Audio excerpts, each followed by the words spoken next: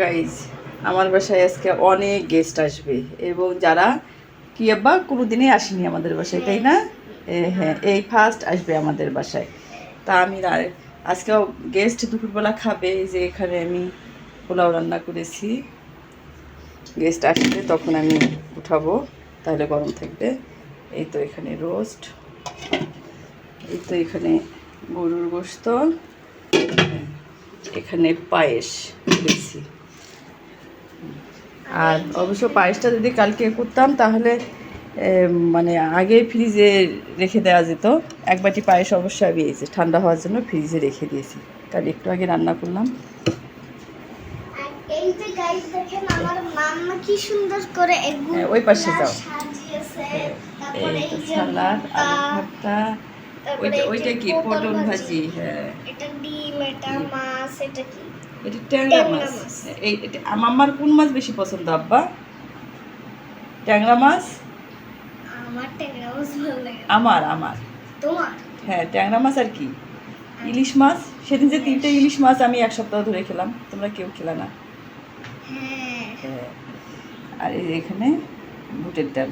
আরও অবশ্য একটু ডেজার্ট আইটেম অন্য কিছু করার ইচ্ছা ছিল, তা বাট মানে সময় নেই আর কি। কারণ কালকে হচ্ছে এখানে গিয়েছিলাম, ওখান থেকে এসে রাত্রেবেলা কিছুই করতে পারিনি। আর হচ্ছে কে আসবে আব্বা বলো? ইন্ডিয়া থেকে আমার দাদুরা আসতেছে। হ্যাঁ, ইন্ডিয়া থেকে নোহানের দাদুরা আসতেছে। নোহানের তাহলে দাদু বাড়ি কোথায়? আসাম। 2 জায়গায় দাদু বাড়ি, একটা হচ্ছে কোন জায়গা? মাহিগঞ্জ, আরেকটা হচ্ছে আসাম, ইন্ডিয়া আসাম।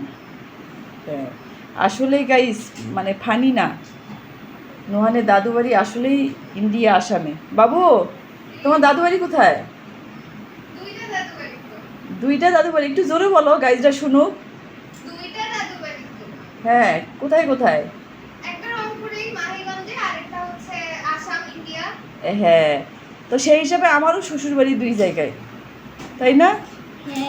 হ্যাঁ, ফান না গাইজ, আসলে সত্যি সত্যি নোহানের দাদু বাড়ি 2 জায়গায়, বাংলাদেশ রংপুর মাহিগঞ্জ আর ইন্ডিয়া আসাম।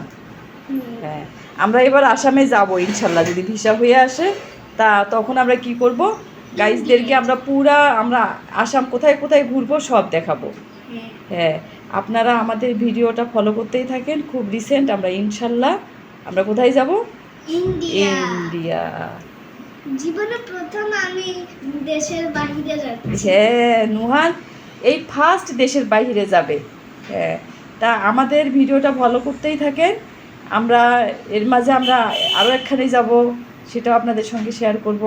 আর ইন্ডিয়া আসামের তো প্রত্যেকটা জিনিসেই আপনাদের সঙ্গে আমরা শেয়ার করব। ইন্ডিয়ার প্রত্যেকটা মাঝেই আমরা আপনাদের সাথে শেয়ার করব। কারেন্ট চলে গেল। আল্লাহ হাফেজ।